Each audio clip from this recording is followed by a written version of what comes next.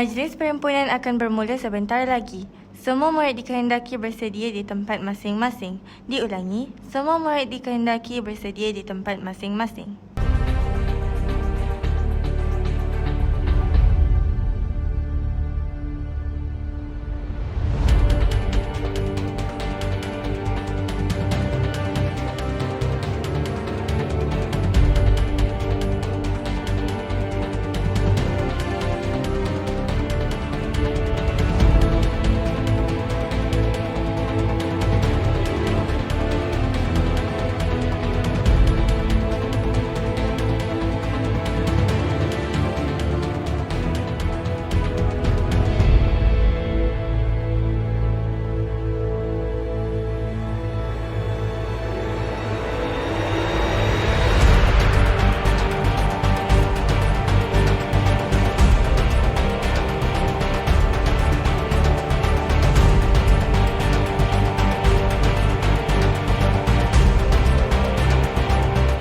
Yang berusaha, Puan Hajah Nurlita binti Ramli, Guru Besar SK Tanjung Sepat, Puan Zuma Zwin binti Abdul Kadir, Guru Penolong Kanan Pentadbiran, Tuan Haji Rosli bin Omar, Guru Penolong Kanan HAM, Puan Azmah binti Jaafar, Guru Penolong Kanan Co-Curriculum, guru-guru serta rakan-rakan sekalian.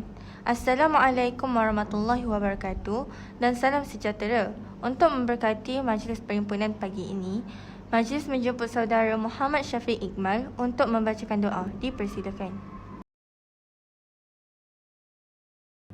Bacaan doa. Bismillahirrahmanirrahim. Alhamdulillahi Rabbil Alamin. Wassalatu wassalamu ala ashrafil anbiya'i wal mursalin. Wa ala alihi wa sahbihi ajma'in.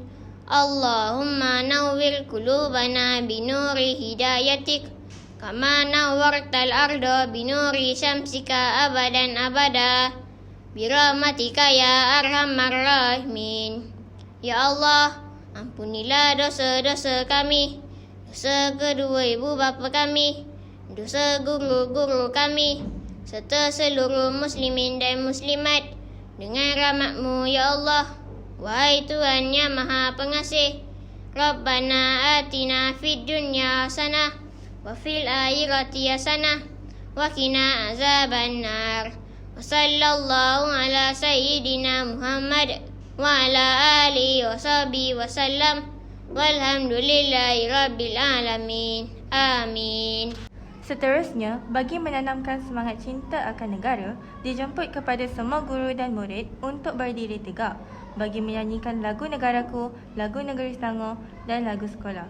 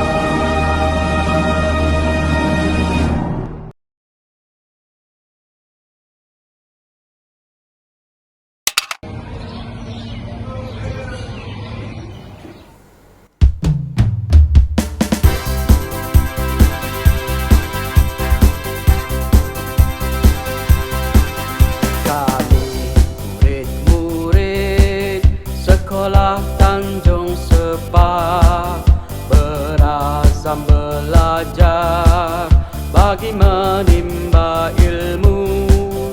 Kami murid-murid Sekolah Tanjung Sepak rajin berusaha demi masa depan.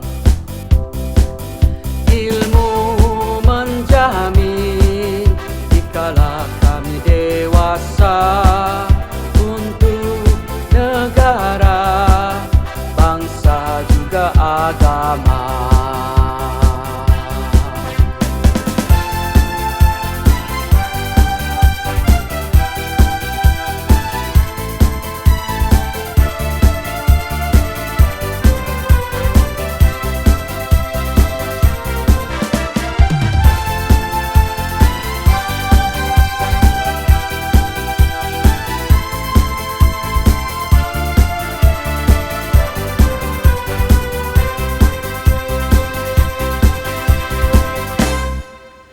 Ilmu menjamin dikala kami dewasa untuk negara, bangsa juga agama. Ilmu suluh hidup, itulah slogan kata.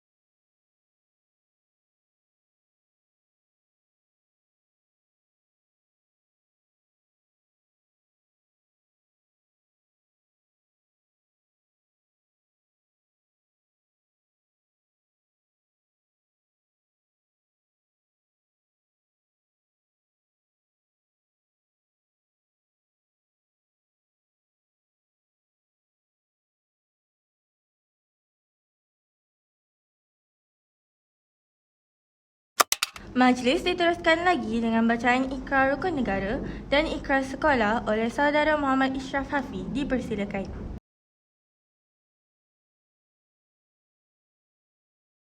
Ikrar Rukun Negara. Maka kami, rakyat Malaysia, berikrar akan menumpukan seluruh tenaga dan usaha kami untuk mencapai cita-cita tersebut berdasarkan atas prinsip-prinsip yang berikut: kepercayaan kepada Tuhan, kesetiaan kepada raja dan negara, keluhuran perlembagaan, kedaulatan undang-undang, kesopanan dan kesusilaan. Ikrar sekolah. Bahawasanya kami, murid-murid Sekolah Kebangsaan Tanjung Sepat, berikrar dan berjanji akan berpegang teguh kepada ajaran agama, menyumbang kepada kemakmuran negara, menghormati ibu bapa dan guru-guru, mengamalkan nilai-nilai murni dan bersikap positif kepada yang berpengetahuan. Seterusnya, majlis menjemput guru yang bertugas pada minggu ini untuk menyampaikan amalat dan nasihat. Dengan segala hormatnya, dipersilakan.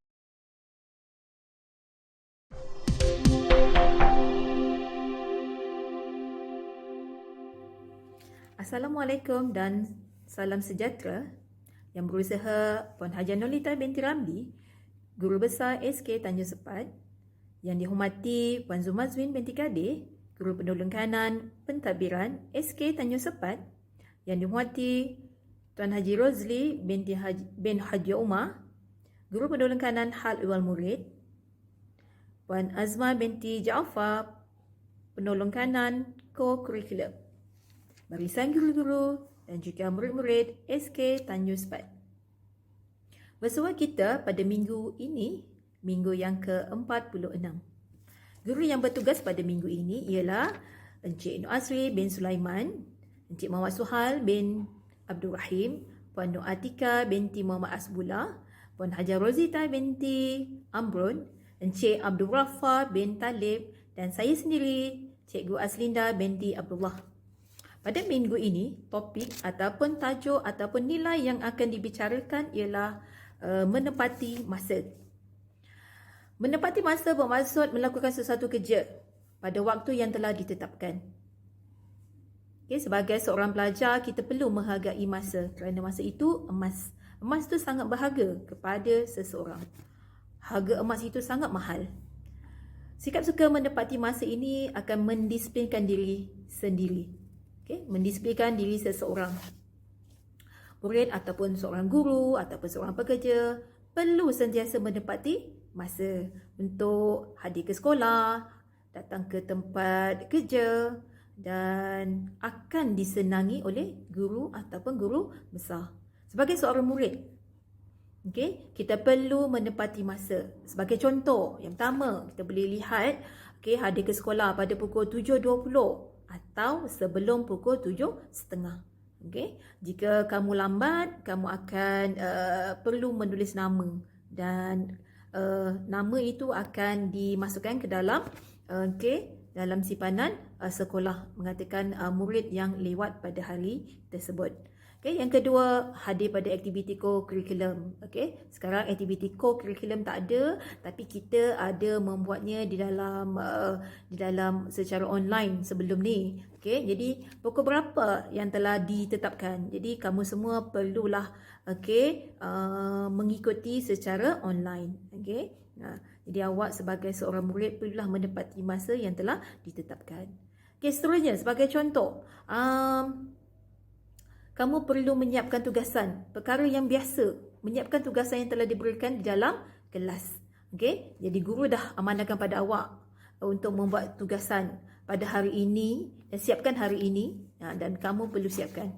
Okay? Janganlah awak main ataupun membuat bising dalam kelas dan tidak mendengar kata arahan guru kepada dan mengganggu murid lain untuk tidak menyiapkan tugasan yang telah diberikan.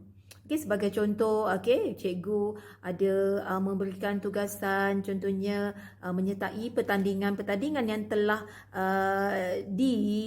dipertandingkan pada minggu ini, pertandingan pusat sumber sekolah dan juga panitia yang telah ditetapkan. Jadi kamu sertailah aktiviti yang telah dinyatakan, yang telah diberitahu oleh guru-guru. Okay, kamu sertai. Jadi kamu akan dapat hadiah dan memudahkan urusan pihak sekolah untuk menyediakan hadiah. Okay. Yang terakhir sekali ialah perkara yang biasa yang awak boleh perkara yang perlu awak tepati masa di rumah.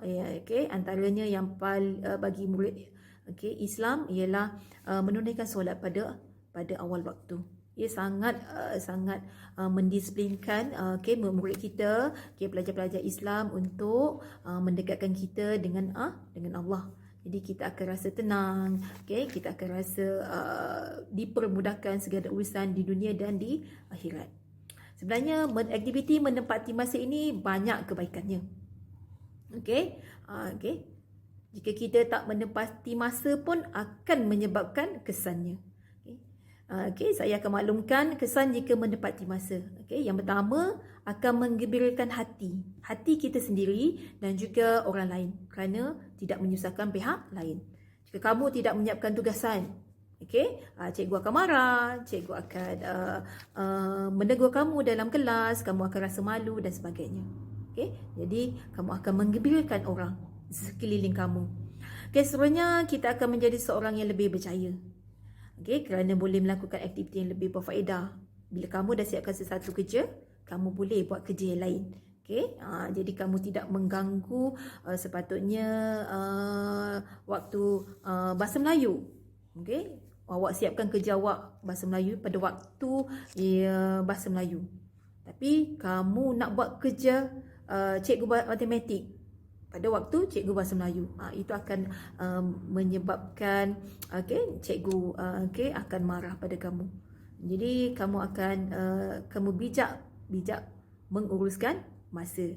Pandai bijak membagikan masa. Dan seterusnya orang lain ataupun guru ataupun orang rakan akan lebih percaya. Akan percaya pada orang yang menepati masa. Kerana macam saya lah, ataupun cikgu akan lebih yakin sebab yakin pada kamu jika kamu bijak dalam pengurusan masa. Secara kesimpulannya, sebagai seorang murid perlu bijak menggunakan masa dalam kehidupan kita. Dan orang lain seperti ibu bapa, guru dan kawan-kawan akan sayang kita. Sebab apa? Kita pandai menepati masa, pandai menguruskan masa dengan perkara-perkara yang berfaedah. Jadi inilah topik pada kita minggu ini. Kita sebagai seorang murid perlulah menepati masa yang telah ditetapkan. Jadi saya sudahi dengan wabillahi taufiq wa hidayah. Assalamualaikum warahmatullahi wabarakatuh. Seterusnya, marilah kita saksikan persembahan berdasarkan tema pada minggu ini.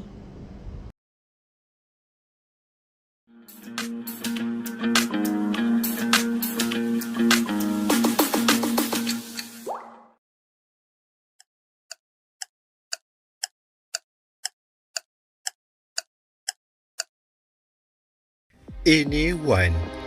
Wan telah melakukan kesilapan. Wan selalu lewat.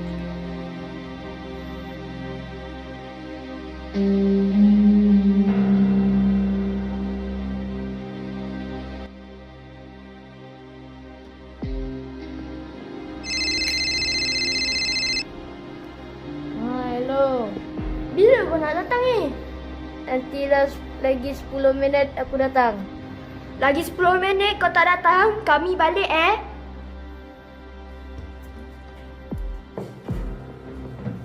Tik-tok, tik-tok. Masa terus berlalu. Dengar, ni bukan 10 minit lagi. Ni dah 2 jam dah kita tunggu dia. Tak datang-datang lagi pun. Kita baliklah. Kawan-kawan Wan selalu menunggu Wan terlalu lama. Wan juga selalu lewat dan tidak menepati janji. Diorang dah balik? Sikap Wan ini memakan dirinya sendiri. Hello, Irfan. Bila datang ni? Sabarlah, jangan aku datang.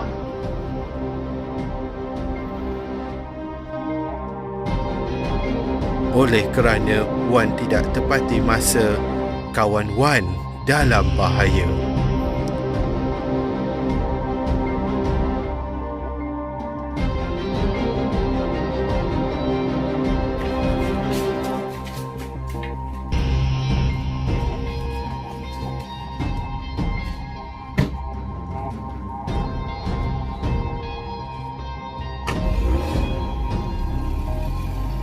Ibarat nasi menjadi bubur, kawan Wan telah dicolik.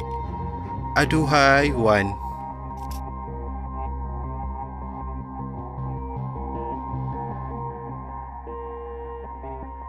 Tepatilah janji dan masa supaya anda tidak rugi. Tidak lengkap perhimpunan kita tanpa ucapan daripada Wakil Pentadbir Sekolah Kebangsaan Tanjung Sepat. Mohon semua murid diam dan mendengar ucapan. Dengan segala hormatnya, dipersilakan.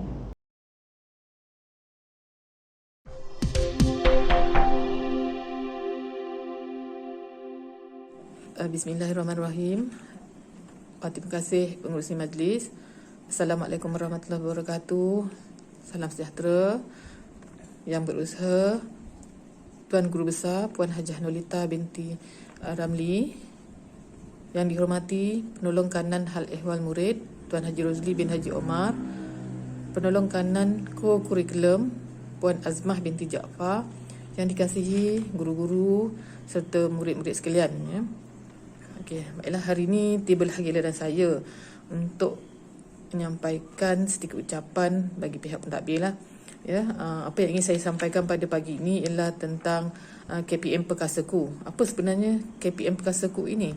Ya, sebenarnya ini adalah satu program ya untuk memperkasakan sama ada kemahiran literasi ataupun numerasi dan juga meningkatkan penguasaan mata pelajaran ya. Bagaimana ia dizahirkan? Ia dizahirkan melalui program catch up ya, catch up plan ya, catch up plan.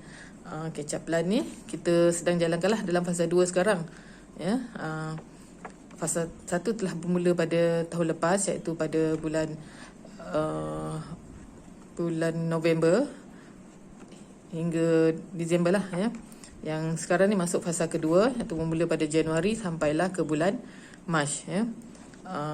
Apa objektif catch up plan ni ya? Catch up plan ni objektifnya adalah untuk meningkatkan penguasaan murid bagi ya menguasai kandungan kurikulum tahun semasa secara optimum. Itu adalah objektif yang pertama. Objektif yang kedua ialah merapatkan jurang pembelajaran yang wujud semasa krisis. Ya, ada jurang di situ ya. Masa krisis tu maksudnya masa PKP lah. Ya, terdapat jurang antara satu murid dengan satu murid yang lain. Itu tujuannya catch up plan ini dibina ya. Kemudian yang ketiga, untuk menyediakan bahan sokongan kurikulum bagi melaksanakan pengajaran dan pembelajaran. Ya, bahan sokongan tu termasuklah modul contohnya modul projek ya, dan berbagai lagi lah ya. Kemudian yang akhir sekali adalah untuk memastikan murid bersedia untuk mengikuti kurikulum pada tahun akan datang ya, tahun 2022. Itu adalah 4 objektif catch up plan ya. Kemudian apa strateginya? Ya, strategi yang dirancang adalah M2P yang bermaksud mampatan, pecutan dan pengayaan. Kemudian ada juga yang kedua, iaitu Student Enrichment Learning Framework ataupun SELF ya. Itu adalah 2 strategi yang dirancang. Kemudian kaedah yang disyadangkan adalah pendekatan bertema, pendekatan modular, pendekatan berasaskan projek, pendekatan pembelajaran terbeza dan simulasi amali ataupun virtual lab yang lebih sesuai untuk mata pelajaran sains lah ya. Kemudian kebanyakan sekolah kita menggunakan pendekatan modular dan tema lah kebanyakannya. Ya, ada juga yang berasaskan projek dan pembelajaran terbeza juga ada. Tapi kebanyakan rata-rata menggunakan pendekatan modular. Ya, kamu dikendaki menjawab soalan menggunakan modul lah. Itu perkataan modular ya. Okey, itu adalah strateginya. Okey, kemudian bagaimana pelaksanaan program tersebut ya? Pelaksanaannya adalah melalui program intervensi dan juga program pengayaan dan juga pengukuhan dan juga pengayaan. Intervensi itu apa? Intervensi itu adalah siapakah murid yang kena mengikuti program intervensi ini ya. Muridnya adalah yang belum menguasai kemahiran 3M, iaitu membaca, menulis dan juga mengira lah. Yang tak tahu baca, tak tahu menulis dan tak tahu mengira kena ikuti program intervensi. Okey, yang keduanya untuk murid yang belum mencapai TP3 dalam mata pelajaran, maksudnya tak menguasai TP3, masih lagi TP1 ataupun TP2 pada kebanyakan subjek lah, kebanyakan mata pelajaran. Itu kita kena masuk intervensi lah. Yang murid-murid yang bawah TP3 tadi, iaitu TP1 dan TP2 kena masuk intervensi. Yang kemudiannya yang ketiga, murid yang belum menghabiskan kandungan keseluruhan asas kurikulum, maksudnya belum habis topik yang dibelajar pada tahun 2021 lah. Contohnya ada 11 topik tapi tak habis, contohnya ada 10 je topik yang habis, itu yang kena, yang satu lagi topik tu kena buat intervensi lah ya. Jadi itulah program intervensi. Siapakah yang kena masuk program intervensi ni ya? Murid manakah yang kena masuk intervensi? Iaitu ada 3, iaitu murid yang belum menguasai kemahiran 3K, murid yang belum mencapai TP3, maksudnya murid yang berada di TP1 dan TP2. Kemudian seterusnya murid yang belum mencapai yang belum menguasai kandungan asas kurikulum, yang belum habis lagi kurikulumnya, jadi kena masuk program intervensi lah Kebanyakannya daripada kita kena buat intervensi dahulu sebab disebabkan PKP tahun lepas banyak kandungan yang tak habis, banyak murid-murid yang tak boleh nak capai TP3 dan ramai juga murid-murid yang tak menguasai 3M, terutama tahun 1, tahun 2 belum menguasai 3M. Okey, kemudiannya seterusnya program pengukuhan dan juga pengayaan. Okey. Program pengayaan ni untuk siapa? Untuk murid-murid yang telah mencapai TP3 dan hingga TP6 lah. Dia ada pengayaan dan juga pengukuhan di situ. Guru boleh rancang program yang sesuai dengan murid-murid yang telah melepasi TP 2 lah. Melepasi TP 2 maksudnya 3 hingga 6. Contohnya program kecemalangan yang sesuai lah. Kecemalangan sesuai dengan TP murid lah. Kemudian mereka boleh yang mencapai TP 6 ni boleh diberi tugas yang lebih mencabar lah.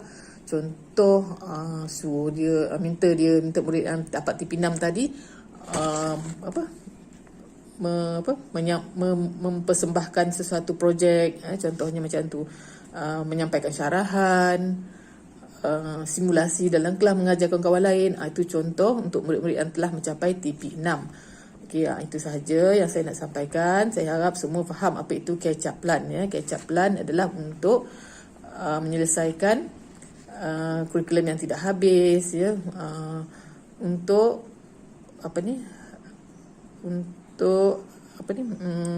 murid-murid yang tak mencapai TP 3, untuk murid yang untuk murid yang tidak menguasai 3M untuk dalam program intervensinya. Dan dalam catch up plan juga ada program pengukuhan dan pengayaan yang ditujukan kepada murid yang telah mencapai TP 3 hingga TP 6. Itu adalah catch up plan. Okey, itu saja. Harap semuanya faham, dan kalau tak faham boleh tanya. Okey, saya sudahi dengan Assalamualaikum warahmatullahi wabarakatuh. Sekian. Dengan berakhirnya ucapan daripada wakil pentadbir itu tadi, maka perhimpunan pagi ini telah sampai ke penghujungannya. Murid-murid di sekolah boleh masuk ke dalam kelas dengan senyap dan teratur, manakala murid di rumah boleh meneruskan PDPR seperti biasa.